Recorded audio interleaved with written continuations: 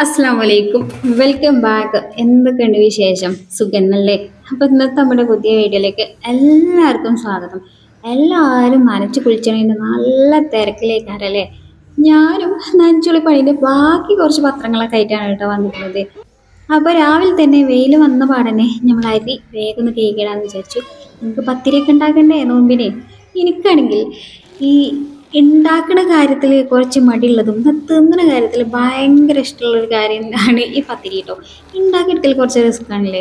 പക്ഷെ ഞാനെപ്പോഴും ഉണ്ടാക്കാത്തതുകൊണ്ട് ഈ കാരണം എനിക്കത് ഉണ്ടാക്കണ ഭയങ്കര മടിയാണ്. അതുകൊണ്ട് ഞാൻ ഇത് നോമ്പ് കഴിഞ്ഞാൽ പിന്നെ അധികം ഒന്നും ഉണ്ടാക്കി നോക്കലില്ല കേട്ടോ.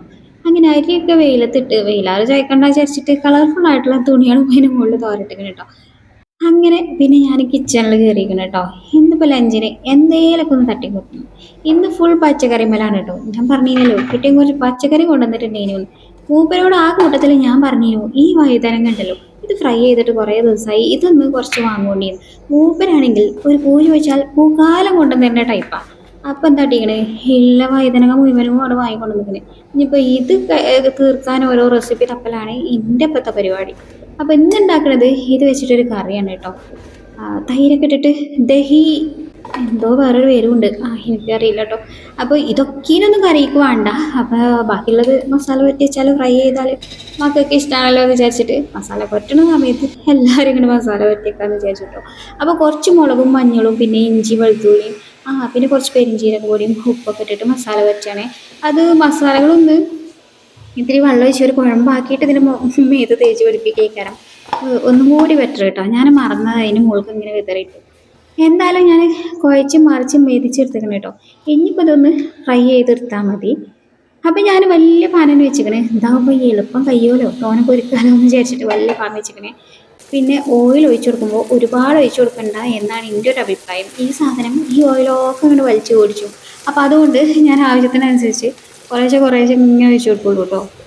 ഇനി വൈദ്യന അവിടെ നിന്ന് വേകണ സമയം കൊണ്ട് നമുക്ക് അതിക്ക് വേണ്ടത് തൈരാണ് കേട്ടോ. ഈ തൈരൊക്കെ ഇഷ്ടപ്പെടുന്നവർക്ക് ഈ റെസിപ്പി ഇഷ്ടമാകുള്ളൂ എന്നാണ് എൻ്റെ ഒരു ഇത്. എനിക്ക് ഭയങ്കര ഇഷ്ടമാണ് കേട്ടോ തൈര്. അത് വെറുതെ കിട്ടിയാലും അങ്ങനെ തിന്നും, അത്രയ്ക്ക് ഇഷ്ടമാണ് തൈര്. അപ്പം തൈര് ഒന്ന് കട്ടൊക്കെ നിറച്ച് ഉപ്പിട്ടിട്ട് സെറ്റാക്കി എടുക്കുക. പിന്നെ നമ്മളെ വഴുതന ഫ്രൈ ചെയ്തെടുത്തതിന് ശേഷം പിന്നെ നമ്മളെ ഇതിക്കുണ്ടല്ലോ എന്താ നമ്മൾ ഈ തൈര് സെറ്റാക്കി വെച്ചില്ലേ അതിക്ക് ചേർത്ത് കൊടുക്കുക. തൈർക്ക് വെള്ളമൊക്കെ വേണമെങ്കിൽ ചേർക്കാൻ തോന്നുന്നു. ഞാൻ വെള്ളമൊന്നും ചേർത്തിട്ടുണ്ടായില്ല കേട്ടോ. എന്നിട്ട് പിന്നെ ഫ്രൈ ചെയ്തിന്ന് കുറച്ച് മാത്രമേ ഞാൻ ഇതിലേക്ക് ഇട്ടിട്ടുള്ളൂ. എനിക്കെന്താണാവോ ഇപ്പോൾ പുതിയ കുറേ പരീക്ഷണങ്ങളൊക്കെ നടത്താൻ ഭയങ്കര ഇഷ്ടമാണ് കേട്ടോ കുക്കിങ്ങിൻ്റെ കാര്യത്തിൽ.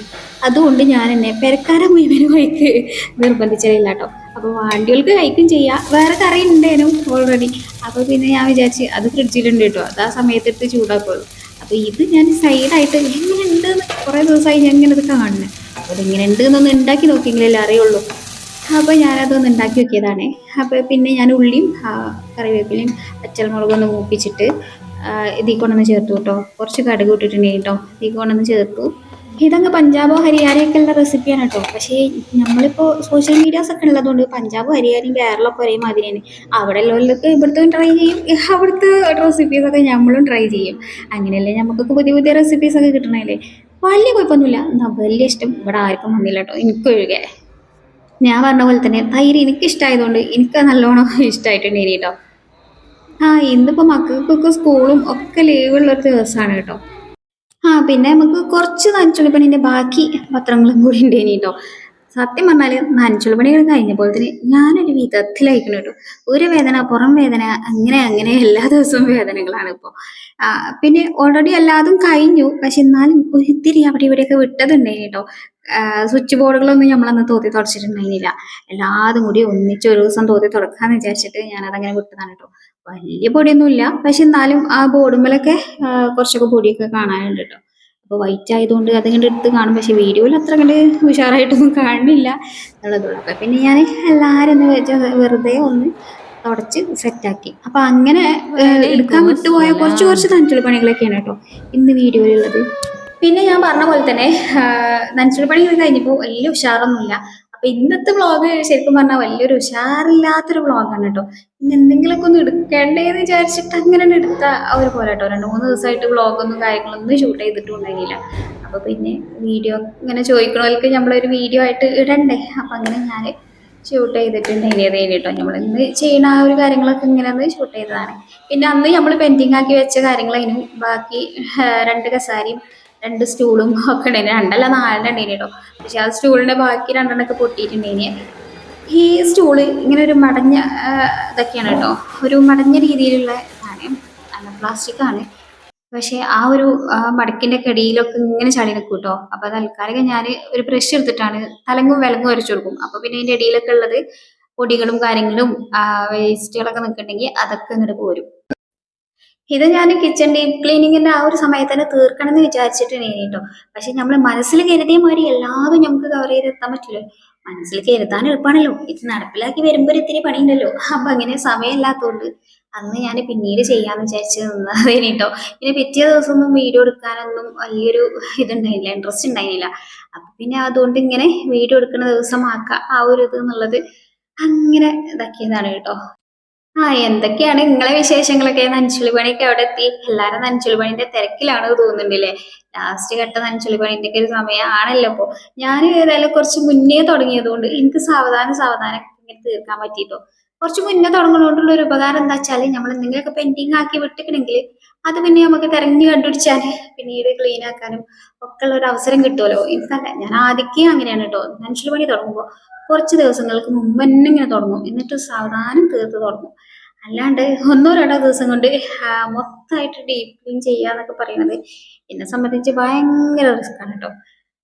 അതൊക്കെ പോട്ടെ. ഫുഡൊക്കെ കഴിച്ച് കുറച്ച് സമയമൊക്കെ ഇങ്ങനെ ഉലാത്തി ഇരുന്നതിന് ശേഷം കിച്ചണിൽ കയറിയിരിക്കണം കേട്ടോ.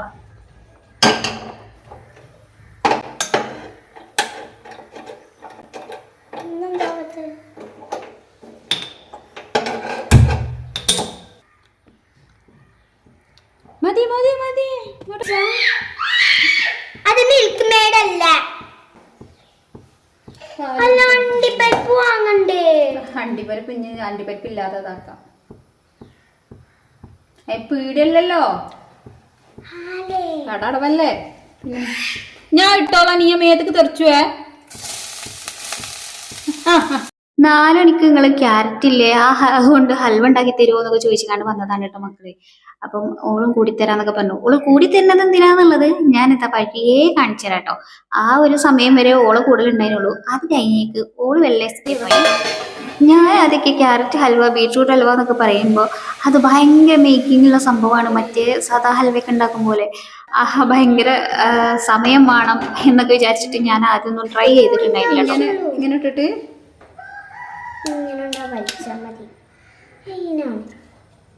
പിന്നെ ഇവിടെ ഇട്ടിട്ട് ഒറ്റ വലി അവിടെ ഇട്ടിട്ട്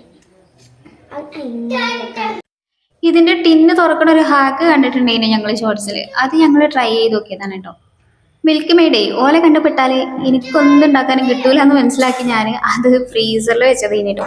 അതിപ്പോ ഞങ്ങൾക്ക് തന്നെ പറയായി ഇത് കിട്ടണില്ല അതിനുള്ളിൽ. പിന്നെ ഞാൻ തൽക്കാലം നമ്മൾ ഇതിന്റെ മുകളിൽ വെച്ച് ഒന്ന് തണുപ്പൊക്കെ വെടിച്ചതിന് ശേഷം ആണ് മിൽക്ക് മെയ്ഡൊക്കെ കിട്ടിയിട്ടുണ്ടായിരുന്നു കേട്ടോ. ഇതുവരെ ഉള്ളൂ എൻ്റെ കുട്ടീനെ ഈ പണിക്കൊക്കെ കിട്ടി കേട്ടോ. അത് കഴിഞ്ഞതാ കാര്യം കഴിഞ്ഞപ്പോൾ ഓക്കെ ഇതിക്ക് കുറച്ച് പാർന്നതിന് ശേഷം ബാക്കിയുള്ളത് അവിടെ തൊട്ട് നക്കി ഒത്തിരിക്കണം കേട്ടോ. ഓല് 3 ആളും ഉണ്ട് കേട്ടോ. അപ്പം അതിന് വേണ്ടിയിട്ടാണ് ഓള് എൻ്റെ പിന്നാലെ കൂടിയിട്ടുണ്ടായിന് കേട്ടോ ഉണ്ടാക്കി തരാന്. അപ്പൊ ക്യാരറ്റ് ഹൽവയൊക്കെ റെഡിയായി. പിന്നെ ഞാൻ പറഞ്ഞ പോലെ തന്നെ ഇത്രയൊക്കെ ഉള്ളൂ കേട്ടോ ഇന്നത്തെ വീഡിയോ. ഇന്നത്തെ വീഡിയോയുടെ ശരിക്കും പറഞ്ഞൊരു ചെറിയ വീഡിയോ ആയിരുന്നു. വീഡിയോ എടുത്തിങ്ങനെ തുടങ്ങിയെന്നല്ലാതെ പിന്നീട് വിചാരിച്ച മാതിരി ഒന്നും എടുക്കാനൊന്നും പറ്റിയില്ല. ഞാൻ പറഞ്ഞ പോലെ തന്നെ ഇതിന്റെ നനച്ചുള്ളിപ്പണിയൊക്കെ കഴിഞ്ഞിട്ട് ഒരു ക്ഷീണമൊക്കെ ഉള്ളതുകൊണ്ട് ഈ കാര്യം വിചാരിച്ച മാതിരി ഒന്ന് ഷൂട്ട് ചെയ്യാനും ഇതിനൊന്നും പറ്റിയിട്ടില്ല. പക്ഷെ എന്നാലും ഒരു വ്ളോഗ് എന്നുള്ള രീതിയിൽ ഞാനിത് കേട്ട് അപ്ലോഡ് ചെയ്യാൻ കേട്ടോ. അപ്പൊ വീഡിയോ നിങ്ങൾക്ക് ഇഷ്ടമായോ ഇല്ലേ എന്നൊക്കെ കമന്റ് ബോക്സിൽ പറയാ. നിങ്ങൾ നനച്ചുള്ളി പണിക്ക് എന്തായി എന്നുള്ളതും കമന്റ് ബോക്സിൽ എഴുതുകൊണ്ടിട്ടോ. എല്ലാവരും എങ്ങനെയാണ് എന്റെ വിശേഷങ്ങളൊക്കെ നിങ്ങൾ അറിയുന്നുണ്ടല്ലോ. നിങ്ങളെ വിശേഷങ്ങളൊന്നും എനിക്ക് നിങ്ങൾ കമന്റിലൂടെ അല്ലാതെ അറിയാൻ പറ്റൂലല്ലോ. അപ്പൊ എന്തായാലും കമന്റ്സ് ഒക്കെ ആയിട്ട് എഴുതുക. വീണ്ടും നല്ലൊരു വീഡിയോ ആയിട്ട് കാണാം. അപ്പൊ എല്ലാവരും കാത്തിരിക്കുന്ന പ്രതീക്ഷയിൽ അസ്സലാമു അലൈക്കും, ബൈ ബൈ.